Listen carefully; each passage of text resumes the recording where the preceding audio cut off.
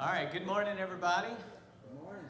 So glad you're with us today. Hope that your week is going well. Hope that you're planning an exciting Thanksgiving meal coming up and that you have plans with family, friends, loved ones, and excited about this week.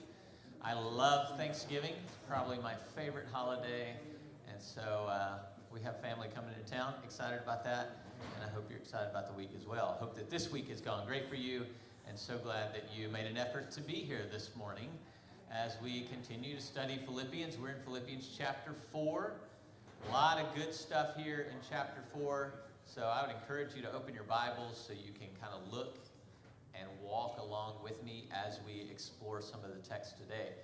Today, what we're going to talk about, we've talked about before, and you kind of, when studying Philippians, you kind of talk about the same thing over and over and over, just in different ways. Paul is rewording things in a lot of different ways, but he's constantly pulling us to have the mind of Christ. That's kind of the overall theme of this, and he's writing to this wonderful church that he adores and pulling them and praising them to have the mind of Christ as well. So today we're in Philippians chapter 4, and we're going to be looking at verses 10 through 13. As you know, verse 13, probably one of the most popular Bible verses that exist. It's something that people often get tattooed on their body or write in black ink under their eyes whenever they're playing sports. It's one of those verses. We're going to talk about it today and talk about it within the context within which it's written. So to get going here, somebody read for us verses 10 through 13.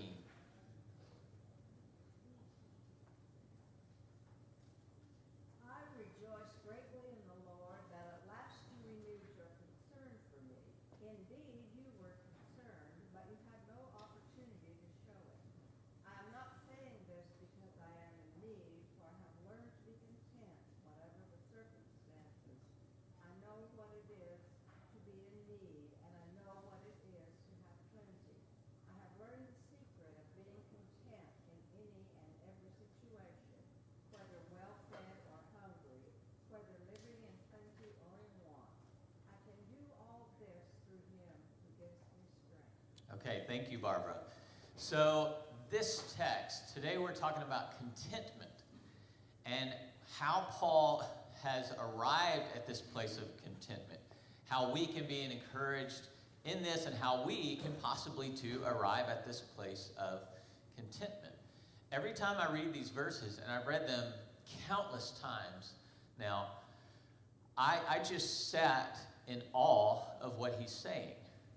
And I question the authenticity of what he's saying sometimes. Like, really, Paul? Like, you're content in any situation. Like, you found the place of just peace and contentment. And I kind of sit, after I read this, just kind of puzzled. Like, every situation, Paul? Like, whether fed or hungry, whether in prison or free, whatever your situation is, whatever your circumstances are, you're content? Like, really, Paul? Like, I want to sit down with him and be like, hey, was this just good, like, encouraging talk that you wanted to write to the church, or did you really mean this? And I have to believe that he really meant it. Because Paul, and even as this letter progresses, you see him sort of adopting and proclaiming this mind of Christ that he's calling them to, that he's calling us to. And so I read this and I'm thinking, well, Paul, I'm glad. I'm happy for you. But how do I get there? Like, I want to learn to be content in every situation. I'm not there yet, but I press on towards it. I strive towards it, just as Paul says, he strives for maturity. And so what is he talking about when he says, I've learned to be content whatever the circumstances? I mean, as you know, there are things that happen in your life, and there are things that are happening in the world, and there's things happening to Paul, and he says, I've learned to be content in these really, really difficult situations. Jay? My first thought is, especially with Moses him, because he's talking about humility. That's something you have to learn, because ego always gets in the way, self gets in the way, and the more we can be concerned less about us and more about his kingdom, that makes us content. Okay, so ego, self, pride. when you aren't where you want to be, you can't be content. And it's definitely the mind of Christ, of selflessness and quit thinking about yourself, esteeming others. And I think that's why you see in here, like, I've seen your concern for me. Like, indeed you were concerned, but I know you didn't have opportunity to show it. Like, he's grateful for them. He's projecting his mind onto them and how thankful he is for them. And even in that, the midst of that, the context of that, he has this contentment. So think about things you go through or things you've gone through in your life, and think about things that Christians go through in this world. I mean, we have Christians worshiping in North Korea this morning in secret so that they aren't killed. You have people worshiping in several countries like that this morning in secret so that they aren't thrown in prison, so that they aren't persecuted, so that they aren't killed. You have people struggling just to get by. You have people wondering if they will eat today. You have people in really abusive relationships, people that are scared and wondering if they're going to make it through the day because their spouse is angry once again. Is Paul just saying, just be content? Like, don't worry about it. Is contentment, I think I worded it, is contentment a stoic attitude of just whatever? You know, my husband hates me. My husband is abusive. My kids are terrified. Whatever. Just whatever. Is that what contentment is? Is that how Paul got to here? I mean, he's in prison. Is he sitting in prison just like, whatever, it's just how the cards fell? Lonnie, then Paul? Do we have examples in the scripture of when he was Saul that he was not content? Can you think of any times when maybe he had to learn how to be content? Right. But what about the times when he wasn't content? Well, no doubt there were times that he was not content. I mean, do we have any scripture that talks about None are popping to my mind. Some others may know some, Paul. So if you do the math, and I've done this math before, he had 1,500 individual lashes on his body. Right. Those were all lashings that he says, he claims that he got for the sake of the gospel. And then here he's saying, I've learned the secret of being content. I don't think it's a stoic attitude. I think there's a difference between justice and injustice, and him even saying, I appeal to Caesar, you know, that kind of thing is like, wait a minute, what is he actually talking about? He's talking about joy in Jesus. He's talking about rejoicing that he has Jesus. Right. And Jesus has him. And that's not a, I don't know, I agree with it not being stoic because I'm not stoic and I wear my emotions on my sleeve a lot. So it's really difficult. But to sit there and say that it can't be that. I mean, we all have to learn those lessons. We all have to grow in the Lord. And whatever that means for him, it meant 1,500 lashes and 3 shipwrecks. You know? For us, I hope it's not that much. Hopefully. Right. You know? We're Yeah. not persecuted in that way. Right. So it's a little bit different for us. But God did say, I'm going to show him how much he must suffer. Maybe his suffering is to find that contentment. Whatever. Maybe it is, you know, and you think maybe he's battling this stoic attitude, this Greco-Roman mindset of, Marcus Aurelius once said, remove your opinion about that which appears to give you pain and you stand painless. It's definitely this suck it up attitude, this stoic, remove yourself from the pain and then the pain isn't real. Well, that's stupid, Marcus, but that's kind of the mindset. That's the mindset that is prevalent in a lot of these cultures. And I see Paul kind of fighting against that. And he's going to get to exactly what y'all are saying, what this mindset, this contentment is connected to. He isn't saying don't let things bother you. Things are real. Things happen. Life is hard. life stinks a lot of times. He's not saying don't be a stoic, Jay. I was going to say, there's history here too, because the church at Philippi was writing to, that's where he's first, stripped naked, beaten, and thrown in prison, and they find him singing. Right. And so they know the history of this. Right, absolutely. And so, look at what he continues to say here. And in fact, he wants us, and I think he makes that clear, he wants us to care deeply about things. He wants people to care deeply about the gifts that you get, that you're given, just the everyday, daily bread, the people in your lives, to open your mind. This is a part of the mind of Christ, to open your mind and pay attention to the blessings in your life, the people in your life. And I think when you don't do that, and this is just my opinion, when you aren't thankful and when you don't pay attention to the things and the people in your life, you become discontent. You're longing for something else when you're not opening your eyes to what's in front of you and the people that's in front of you. You want to be somewhere else, or you want to achieve something, and God's like, open your stinking eyes to where you are and who you have and how blessed you are. I think for Paul, like, to watch this church grow and come to this point and be at this point, man, like a lot of his contentment comes from his relationship with them and the blessing that they are to him. Our unsettled hearts and our unsettled minds a lot of times are fueled by unthankful, ungrateful hearts and ungrateful minds. And it's always, well, I don't have this, or I don't have the money to do that, or it used to be like this, and I want it to be like that again, or I would like for it to be like this, whether that's relational, whether that's job-wise, whether that's health-wise, whatever it may be. It's not opening your eyes to who you have and what you have right in front of you. Look at what he goes on to say. Somebody read this for us.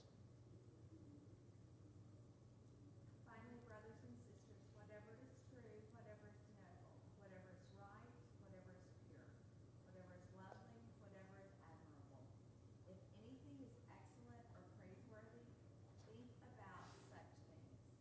Whatever you have learned or received or heard from me or seen in me, put it into practice, and the God of peace will be with you. Aren't those beautiful words?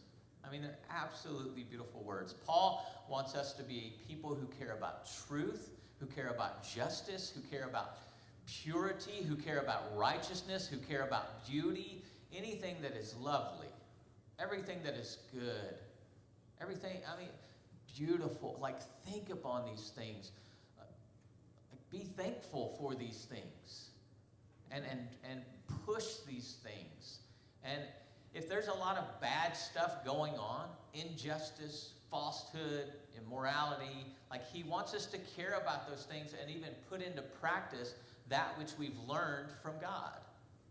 And to bring heaven where there's hell, to bring God's will where there's not God's will going on. It's not this remove yourself from the situation idea. It's actually enter into the situation and be content with what God is doing through you within that situation. And that's exactly what I see Paul doing here. This contentment is different. This contentment is not, I'm going to kind of remove myself from my reality. It's very much entered into reality and finding that contentment and that peace that surpasses all understanding in that moment. So that's the first thing. The second thing is this, and this is kind of the overall theme of this letter in a lot of ways. It's a contentment that's connected to knowing Jesus. Not just that, it's a contentment that's connected to having the mind of Christ. It's having the phronesis of Christ. He says in verse 13, the very famous verse, I can do all things through him who gives me strength. I can do all things through Jesus who gives me strength. And he isn't talking about some abstract Jesus. He's talking about a Jesus who has entered into our condition. He's talking about a Jesus who has not removed himself from reality, but actually entered into reality and bore the pain of reality and walked through everything that we are discontent with, and to show us that this kind of contentment. If you translate Philippians 4:13 from the Greek, word for word, this is what you get. All things I am strong for in the one who strengthens me. Maybe you can say it this way. Whatever Christ's will is for your life, he will give you the strength to complete it. He will give you the strength to walk through it. He will give you the strength to endure it if it's his will for your life. Do you believe that? Have you seen this to be proven true in your life? Or are you in the midst of it and you're struggling and you're questioning and you're finding it hard to find contentment within the will that God has for your life? Paul says, if I'm in prison, if I'm shipwrecked, if I'm beaten, if I'm being chased by wild animals, if I am dying for the sake of Christ, if that's God's will for my life, and it is, he knows this, if I'm suffering for the sake of Christ, Christ will see me through it some way, somehow, some form. He's going to complete the good work that he started in me. Remember him saying that right at the beginning? He will bring to completion the good work that he has started in me. Do you believe that?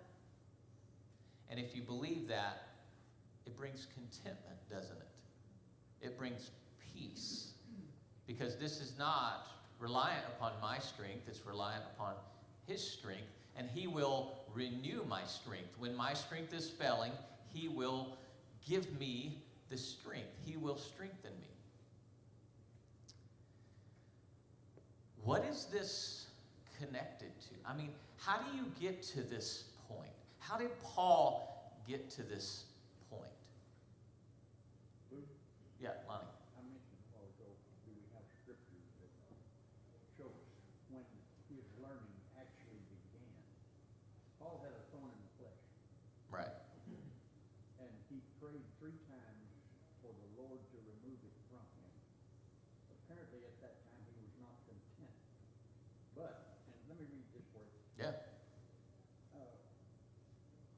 But the Lord said to him, my grace is sufficient for you, for my power is made perfect in weakness. Therefore I will boast all the more gladly of my weaknesses, so that the power of Christ may rest upon me.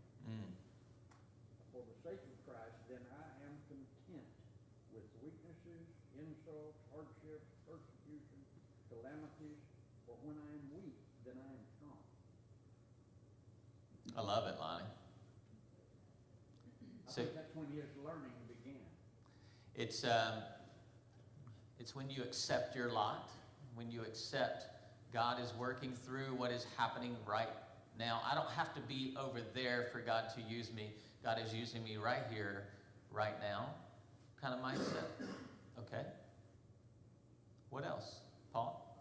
Well, this tears down the individual, I'm going to pull myself up by my own Right. bootstrap sort of attitude that we like to promote in our society and in our culture. Maybe that's a human problem too, obviously, but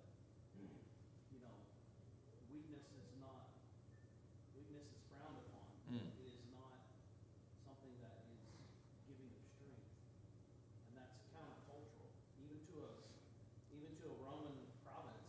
Right. Be it Corinthians or Ephesus, and now even America. And so I think a lot of times we've seen this passage misused so many times. It's almost like, I see Steph Curry putting it on a shoe, and I get it, I like it. It's Mm-hmm. see a Bible passage on a basketball shoe, but Yeah. the guy's writing it in prison. If he signs that shoe, I would love to own that shoe. But yeah. Yeah. Yeah. We see that verse a lot, and it's misused a lot, but it's cool. But I think a lot of times weakness is very much frowned upon. We don't like to admit weakness, and here we've got one of the key writers of the whole Bible admitting that weakness is better than strength because it promotes strength. Right. It allows. Or whoever provides the strength. it allows the one who strengthens you to shine, That's right. and it glorifies him rather than glorifying your own works. And you get so many stories throughout the Bible of God working this way to point to him rather than to men. What would it look like? And I know y'all have comments, and I want to get your comments, but just meditate on this a second.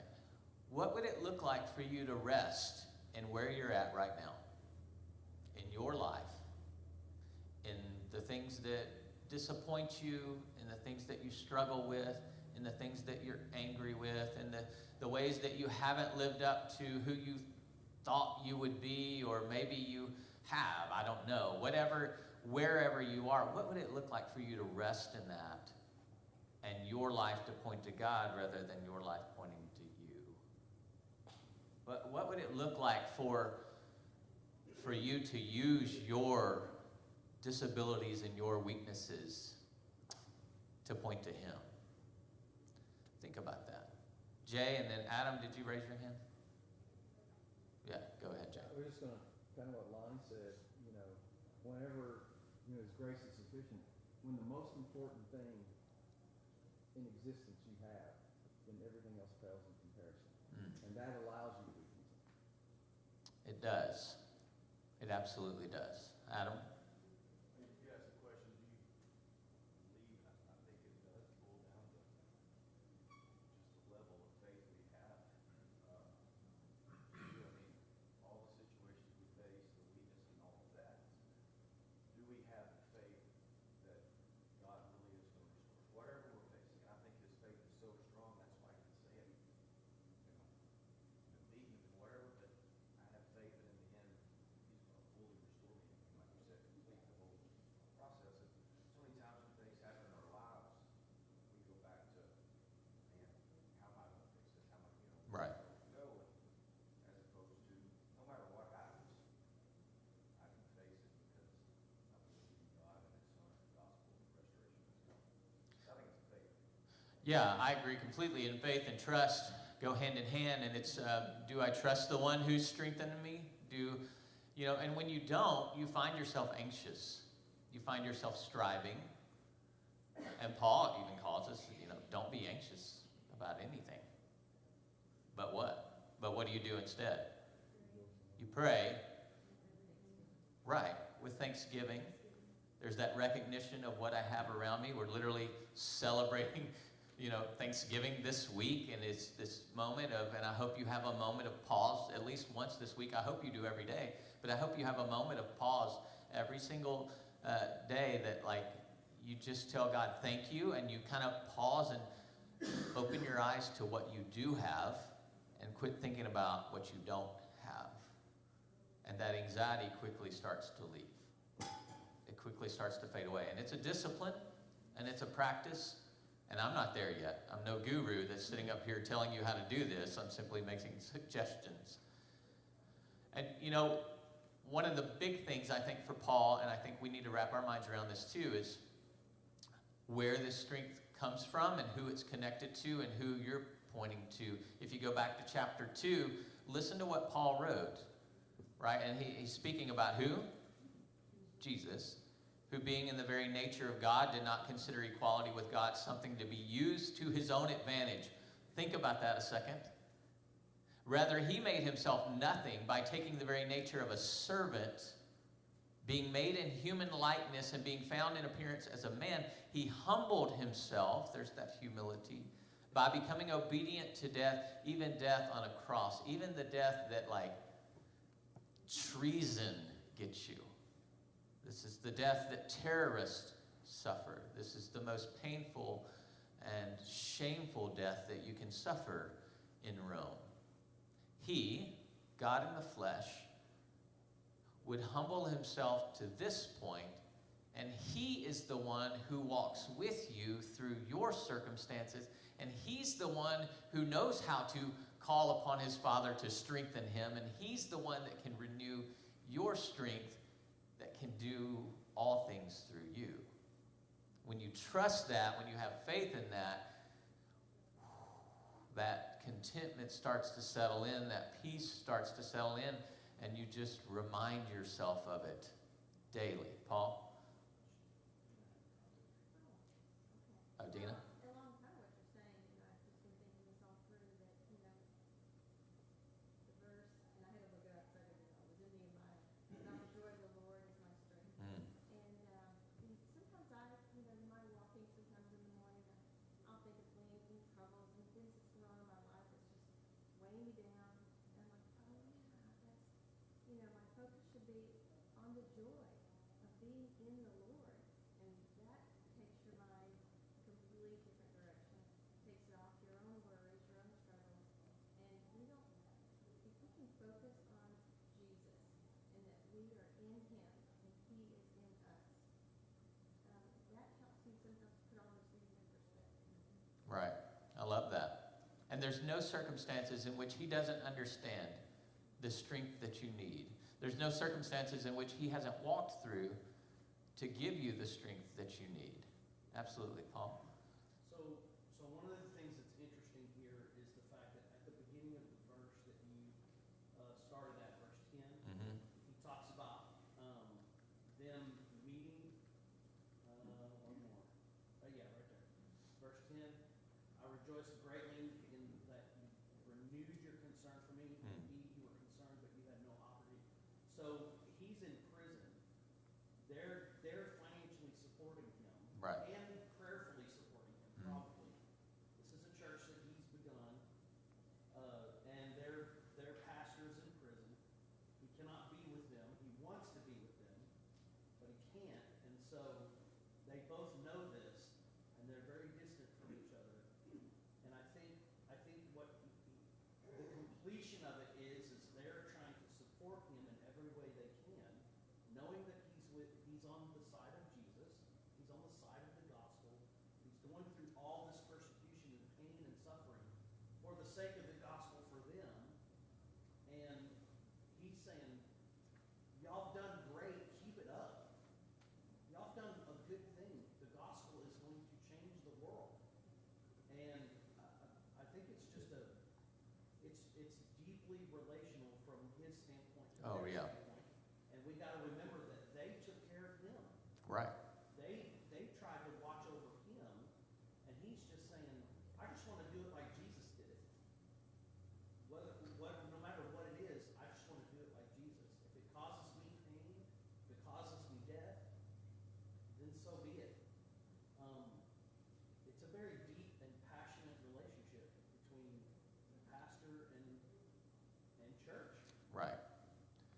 Yeah, and it's definitely something that they keep going. It's something that they continue to do. It's a practice of theirs in their relationship. It's a practice of theirs as they function as a body, as they look to their leader, as they look to the one that helps guide their souls.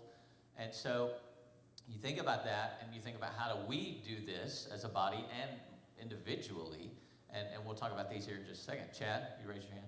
Yeah, I was just going to say, along the lines of that, and probably this verse too, is, every time I read this, the content part to me is like him saying, like, I'm good also, don't worry, meaning don't waste y'all's time at the church, oh my gosh, all we're talking about is Paul going to get out of prison, or how can we help him, and all that stuff. And, that's that exact verse, but I also think about this in our lives, if we're not, now speaking to myself, if all we're doing is chasing something, Mm.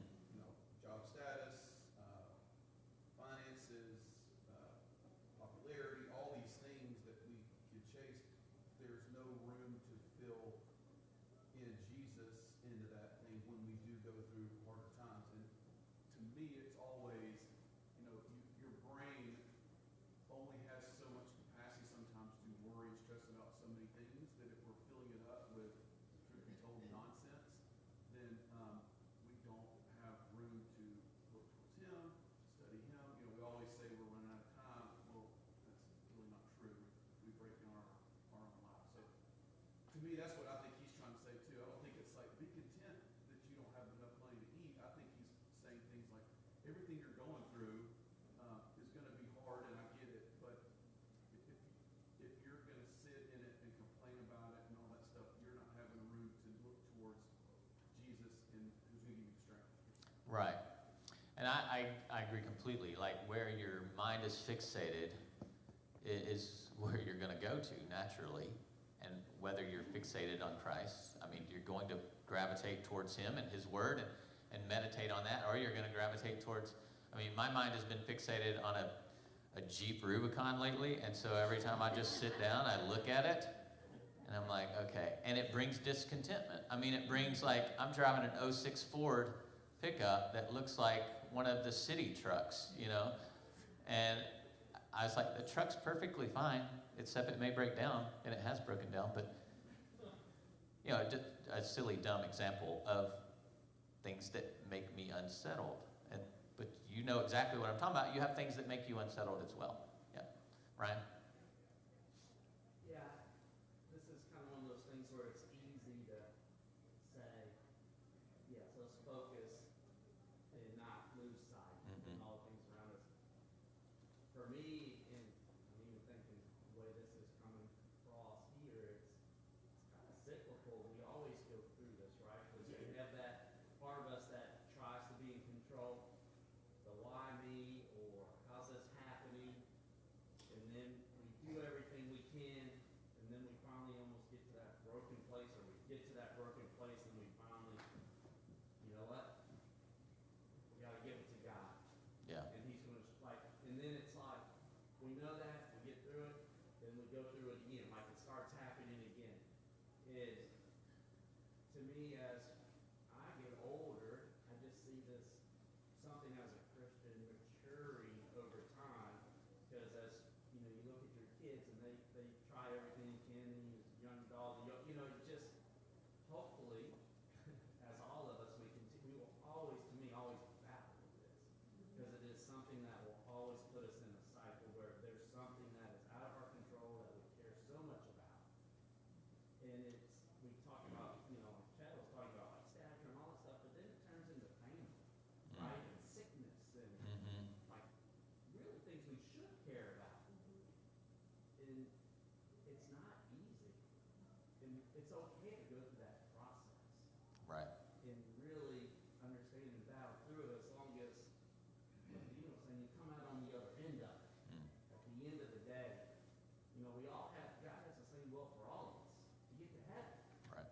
It's how we choose to follow his will, how we choose to own our lives to get there. That's where it's different. Yes.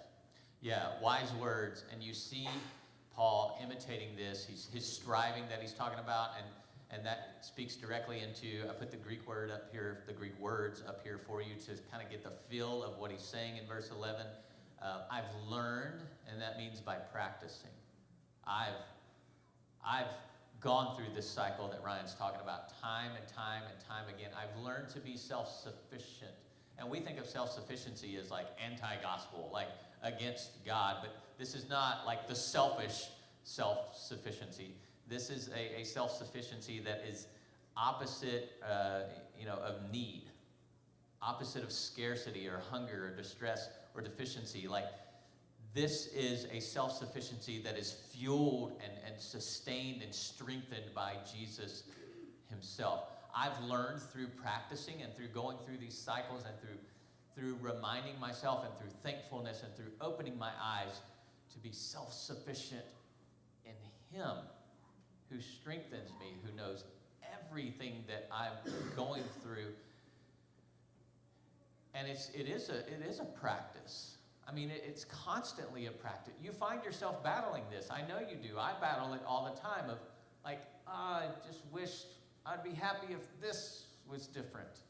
I'd be happy if I had that. I'd be happy if I was here. Or I'd be happy if I was there. And good. Kinsey?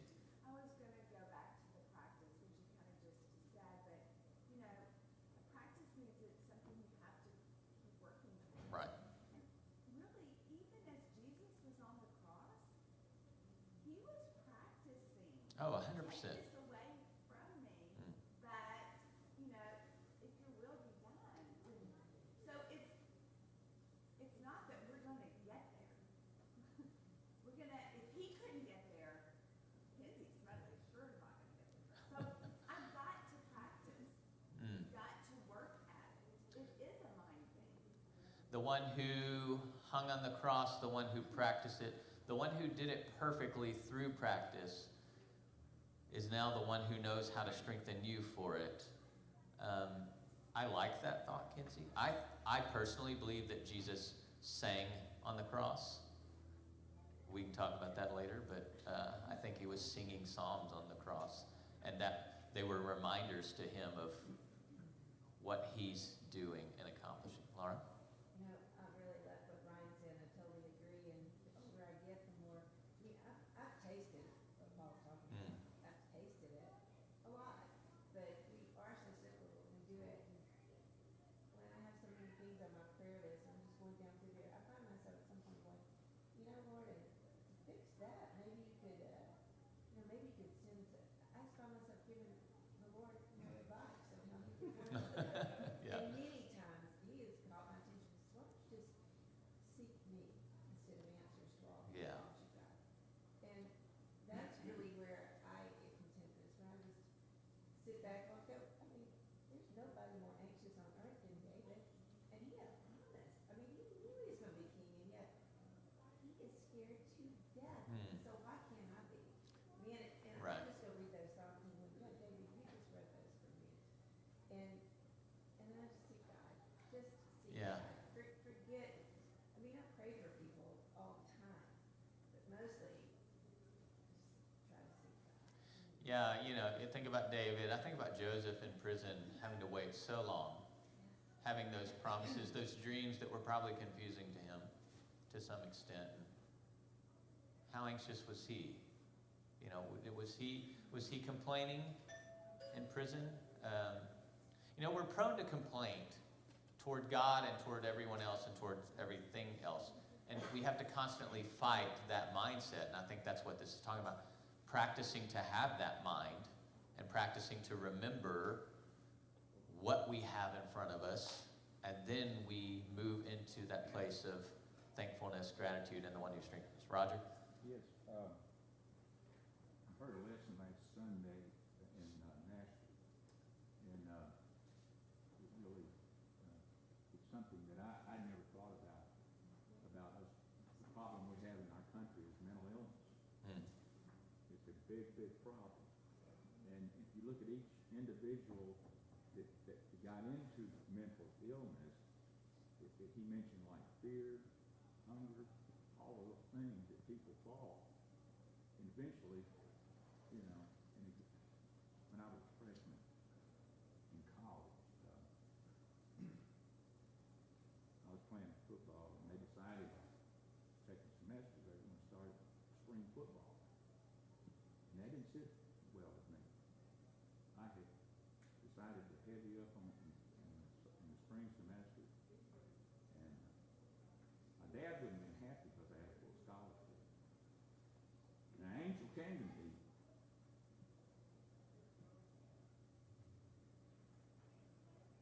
and I just got back from his memorial. I hate to be emotional, but anyway, he came to me and sat down. His name was John G. And he said, Matt, if you quit, you're going to make the biggest mistake of your life. He said, we'll get through this. And as we like to do, we used to go down to the pit barbecue in Searcy, Arkansas, and split 6 hamburgers. Split 6 hamburgers. Yeah. Okay, yeah. Yeah, you could get 3 for $1. Mm-hmm. And can you believe that? Bag of burgers. Yeah. And but anyway, this is I could have fallen into a bad situation because I came ready to make a bad decision. And so I think about the and the lesson that Mentor had was about all the different things that people fall into, and how you can do it with therapy, you do medicine and everything, but as Christians, believers, we can have family members that are in the throes of something, and friends that are in the throes of something, and kind words are good. Do anything physically for them to help lift them out of this and go into mental problems. And we all know that's a great big problem. Is what we're what we're talking about here is, I think, a way that we can help, be God's people, Mm. and then minister in ways that will be beneficial for Mm. the individual, but our society. Mm. I love it, Roger. I would encourage you this week, we're out of time, just being the week that it is and every week, slow down, open your eyes, look at those who are sitting at the table with you, thank God for them, realize what a blessing they are, realize what's on your table, even if it's minimal, what a blessing it is, and practice being content. Even if it's my mother-in-law? Even if it's your mother-in-law, Paul, you go up and greet her with a holy kiss. Greet her with a holy kiss. I'm thankful for you all, and I love you all. Adios.